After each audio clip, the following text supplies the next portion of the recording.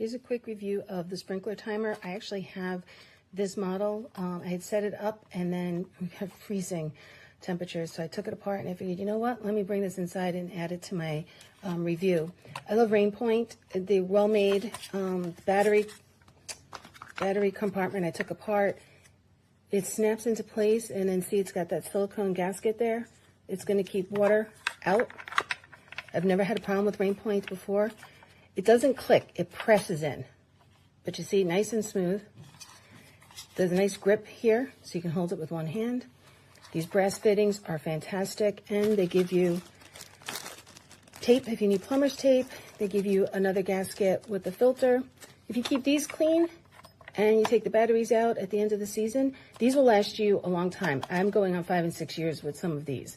I love this one. The only thing I would add to this is if it had the water sensor. Some of them have it up here, which I absolutely love, but you don't need it. This is so easy and intuitive to use. This has been improved over the years, and I love it. The zone, left, right, is easy enough to click, but you can't just accidentally brush up against it. If you want to delay, let's say it rained the night before, you want to delay for some hours or something, you can. If you want to do manual watering, you just press that. And then these pieces here, this click in place. Can you hear that? It's quiet, but this is not spinning freely. It's going into each slot completely. And then you could see there's no ambiguity. It's not like on the line. You know exactly what you're programming. So you turn it on, and then you're saying, you're picking which zone do you want, then how often, for how long, when do you want it to start. This is how you set the clock. I mean, it's intuitive, plus and minus signs. It's very intuitive. It's great. Love RAINPOINT. And now that we're in second winter, hopefully we're going into spring, and I'll be able to put this back outside. It did give me the opportunity to go out and buy fresh batteries, though, because I did use some used ones. So now I'm going to go take the time, do it correctly, and I'm just in love with RAINPOINT. I will update this if for some reason it fails during the season, but I've never had a problem before, so I don't anticipate I will this season. What I like about this timer is that this display is very crisp even in the sun. So currently this is on off. If I want to set this, I turn to set clock. It's currently on a 12-hour clock. If I wanted to change that, I could just hit the arrow down button and that will change that. If I want to set the clock, I hit OK.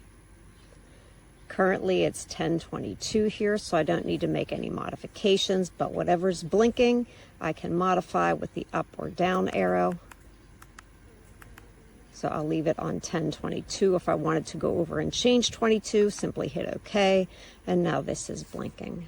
If I just run through the startup, I change the start time. I am starting at 5 a.m., which is what I have it set for zone 1.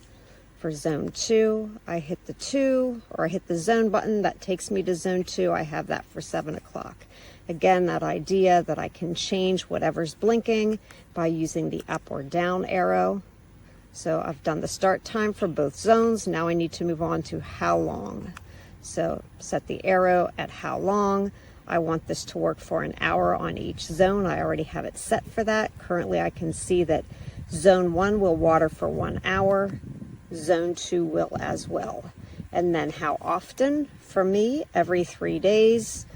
So if I want to modify this using the up or down arrows to set both zone 1 and zone 2, and then if I come over here and turn it to just the on button, now it will show me when it's going to water next.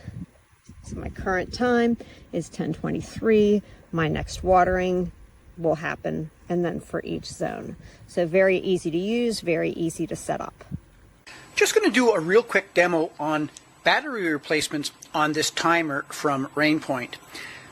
You can see it running right now, and the battery indication is right here, and it is showing that the batteries are weak. And what it's doing right now is it's showing the current time followed by when the next 2 timers are going to go off. In other words, it is set and programmed, and I'd like to change the batteries, but I don't want to lose my program. And they've made it so that I can actually change the batteries as long as I do it fast enough and put them back in, and I do not lose my time or my settings. So let's give that a go. So I'm flipping it over. I'm going to just pop the back off, and you can see the two batteries that are inside. And I'm going to grab a tool here just to help out. Pop these batteries out, take one at a time, and I'm going to put these batteries in one at a time and put the cover back on. And when you flip it around, you'll see that even though the batteries were gone, my time is still going. Actually, my time is right there, and it will also show that zone 2 is off, and it's going to come around and tell me that Zone 1 is going to start up tomorrow at 8 o'clock. So great.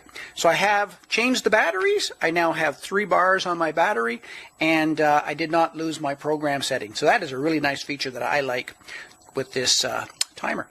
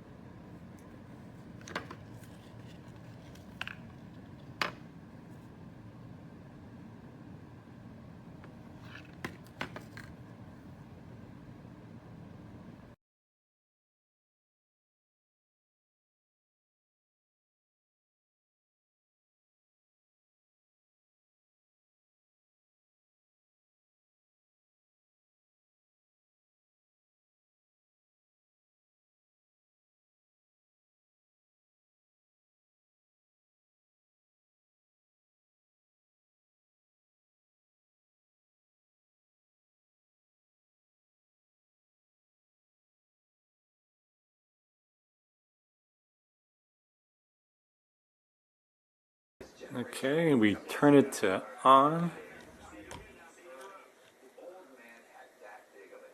Press and hold the manual button for 5 seconds. There we go. Hit the zone button twice. Activate both zones and hit OK. Hear the click noise? Oh, 2 click noises. You did it right. I did it right. Great. Now we turn it off. Find my one hand. And 2 clicks. Great.